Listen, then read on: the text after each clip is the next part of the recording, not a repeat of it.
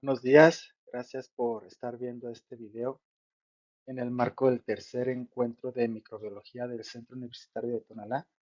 El tema que vamos a ver es el que denominamos microindicios, cómo algunos bichos de escala micrométrica pueden ser importantes en el contexto de las ciencias forenses. Bueno, de entrada, ¿qué es un indicio? Un indicio lo podemos definir como huellas, vestigios o señales que han sido localizados, descubiertos o aportados que permiten conocer o inferir la existencia de elementos probatorios en un hecho delictivo. Y un microindicio lo vamos a definir como un microorganismo o célula con potencial de ser considerado como elemento de pruebas en hechos particulares. En concreto vamos a hablar de las diatomeas, microalgas eucariotas cosmopolitas con pared celular de dióxido de silicio presentes en cuerpos de agua dulce y salada, así como estar presentes en otros sustratos como el suelo. Y en esta microfotografía pues se ve el diseño que pueden tener estas paredes celulares de sílice de estas diatomeas, en donde pues la forma tiene pues un alto carácter taxonómico, nos va a servir para identificar el tipo de especie de diatomea de la cual se trata, o al menos pues, a nivel de género. Las diatomeas a microalgas pues son fotosintéticas, ¿sí? El nombre técnico para su pared celular se conoce como frústula, ¿sí? Y de acuerdo a la forma de la frústula, pues esta puede ser alargada o pennada, o radial o circular, ¿sí? Las diatomeas se reproducen de forma sexual y asexual y tienen una talla que ronda de los 20 a 200 micrómetros, en donde algunos individuos de algunas especies pueden alcanzar hasta 2 milímetros, por lo que podrían ser vistas a simple vista. Aquí en general son fotos de diatomeas pennadas encontradas en el centro universitario y la frústula pues se va a dividir o está conformada por dos tecas o por dos valvas, la epiteca y la hipoteca. Y estas dos tecas o valvas pues van a estar delimitadas o van a ser separadas por una línea central que se conoce como RAFI. Las diatomeas están en todos los cuerpos de agua, por eso se consideran cosmopolitas, no importa si es agua dulce, salada o inclusive hipersalada, ¿sí? Incluso algunas pueden tener comportamientos extremófilos viviendo en aguas termales. Van a estar presentes, pues además del suelo, en cortezas de árboles, también puede estar en musgo. En general, en cualquier ambiente húmedo las podemos encontrar. Son indicadoras ambientales muy importantes y también paleoambientales. Es decir, nos hablan un poquito de cuál es el estado del ecosistema en donde se encuentran y también nos pueden brindar información del pasado biológico de la Tierra. Sus frústulas, hechas básicamente de sílice, son resistentes a la presencia de ácidos, a la presencia de bases, a altas temperaturas y a procesos de putrefacción. En ese sentido, pues sus frústulas se han venido utilizando como herramienta diagnóstica en casos de muerte por sumersión. Aquí en el trabajo de Maidana se muestran algunas microfotografías de las frústulas o las tecas o las valvas de estas diatomeas encontrados en tejidos cadavéricos, ¿sí? En muchos de los casos, pues la frústula no está completa, puede estar solo alguna de sus tecas y asimismo a veces la teca pues también puede estar quebrada, como lo vemos aquí en algunas microfotografías. Básicamente desde principios del siglo XX, a finales del siglo XIX, ya se comenzaron a tomar en cuenta estas algas como posibles indicadores de muerte por ahogamiento húmedo, ¿sí? Hoffman la reporta en el fluido pulmonar. Posteriormente, Ravenstorf las utiliza para intentar demostrar ahogamiento húmedo y en 1942 se demuestra que las diatomeas pasan de los pulmones a otros órganos por el sistema circulatorio, ¿sí? De tal manera que el test de diatomeas me permite inferir si la persona se ahogó por aspiración de agua, si un cuerpo encontrado en un cuerpo de agua estaba vivo o muerto al momento de caer al agua, y también me podría ayudar a inferir o a discernir el sitio o el lugar del ahogamiento, una vez confirmado. Bueno, básicamente, pues cuando una persona cae al agua con vida, en algún momento, por este reflejo de querer respirar, aspirará agua a los pulmones y de los pulmones se van a distribuir a otros órganos, ¿sí? Mientras que si cae ya un cuerpo al agua sin vida, no habrá circulación, de tal manera que no habrá dispersión de las diatomeas por otros órganos. Si bien se podrán encontrar a lo mejor poca presencia de diatomeas en los pulmones, pero estas no ingresaron por este reflejo de aspiración. De tal manera que pues, las diatomeas van a entrar al cuerpo por la inhalación o por la ingestión durante el reflejo de la respiración. Llegarán muchas a los pulmones y de ahí de los pulmones ingresarán al sistema circulatorio y se van a comenzar a distribuir en los distintos órganos del cuerpo, ¿no? Se han encontrado en cerebro, en hígado, en médula ósea de huesos largos, en el corazón, en el riñón, etcétera. De tal manera que si una persona aspiró agua y se ahogó, las tendríamos que encontrar en los órganos internos. Ese sería el principio pues, del test.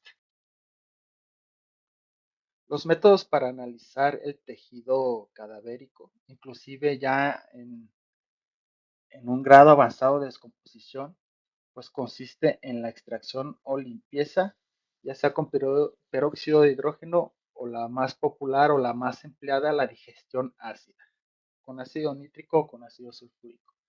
Entonces se muestra pues cómo es el proceso tomando tejido del cadáver.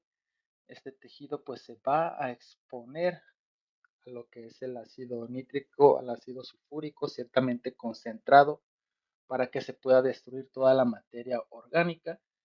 Posteriormente habrá que separar por centrifugación la fase acuosa que tiene pues todos los detritos descompuestos del pellet en donde suponemos que van a estar las paredes celulares, las frústulas de las diatomeas.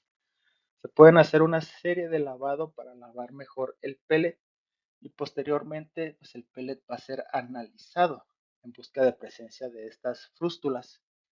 Cabe destacar pues que en el protocolo pues es muy importante trabajar todo el tiempo con agua destilada y trabajar con instrumentos y materiales estériles, ya que las diatomeas, o sea, realmente están en todos lados, son algas cosmopolitas y si no tenemos un buen manejo de las muestras, las podríamos contaminar.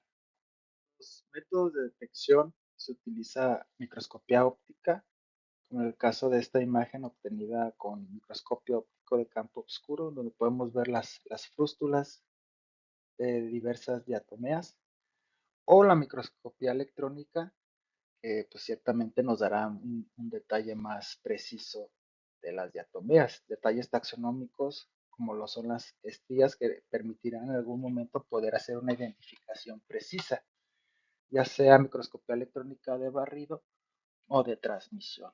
En este caso, pues vemos una microfotografía con microscopía electrónica de barrido y la frústula de la diatomea.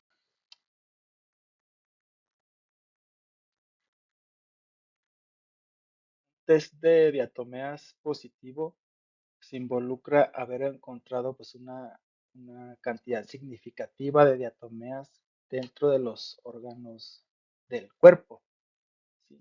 Por ejemplo, en algunos casos se ha determinado que más de 20 diatomeas en 100 microlitros de pellets obtenido de 10 gramos de muestra de pulmón se considera ya una prueba positiva.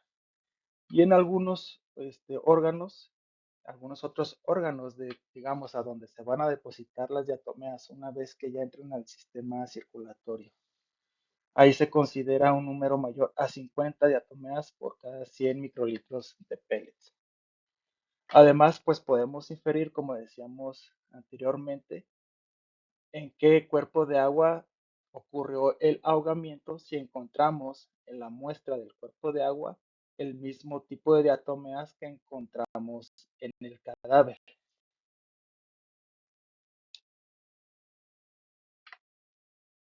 En un estudio de caso llevado a cabo en Madhuban, India, cuatro amigos pues, ocurren al río a nadar. Uno de ellos cae accidentalmente al río y se ahoga. El resto sale asustado a sus casas. Los padres del chico ahogado pues dicen que en realidad fue asesinado y posteriormente fue arrojado al río, por lo que se realiza el test de atomeas, en particular en la médula ósea del cadáver del chico, para demostrar que él cayó accidentalmente y que se ahogó por la aspiración del agua. Eventualmente, pues los padres se convencieron de del informe y el caso pues se cerró como un accidente. El test de atomeas da positivo y además pues las especies encontradas en la médula ósea de este joven pues también coinciden con las diatomeas presentes en el río donde ellos fueron a nadar. ¿Qué consideraciones pues, se tienen que tener en cuenta para realizar el test de diatomeas? Bueno, primero pues se requiere un protocolo riguroso para evitar estas contaminaciones externas, ¿no? Ya sea desde la toma de la muestra, la cadena de custodia de la muestra y el análisis de la muestra en el laboratorio. ¿Sí? Además que se tiene que establecer cuál va a ser el número mínimo de diatomeas a partir de las cuales se va a considerar el test como positivo. Y bueno, pues también va a ser necesario pues la expertise de científicos o técnicos en el tema de las diatomeas, porque bueno, se tienen estimadas o identificadas más de 15,000 especies de diatomeas a la fecha y digamos que pues aún faltan muchas más. Entonces sí se requieren expertos en esta área. Como perspectivas, pues ya se está pensando en generar sistemas de detección automáticos como la identificación y clasificación automática de diatomeas, también empleando técnicas de fluorometría para poder identificar a estas microalgas y también el uso pues, de resonancia magnética sobre la muestra, sobre el órgano o sobre el cuerpo para ver si in situ en el cadáver pues, se pueden identificar la presencia de estas diatomeas y qué tipo de diatomeas son, además de las herramientas moleculares, ya sean ácidos nucleicos, proteínas o algunas otras biomoléculas que pueden ayudar a identificar el tipo de diatomea. Además de las diatomeas, pues existe una serie de microindicios igualmente interesantes. Muchos de ellos pues se estudian dentro de la palinología. La palinología pues es el estudio del polen de las esporas y de los dinoflagelados. Y en particular la palinología forense pues se utiliza a estas células para contextos parecidos al test de diatomeas, para usarlos como indicios que me puedan indicar la asociación de un objeto o de un individuo con un lugar en particular.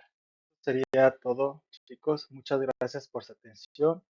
Cualquier duda o pregunta pueden contactarme, encontrarán mi correo en la portada de esta presentación. Muchas gracias.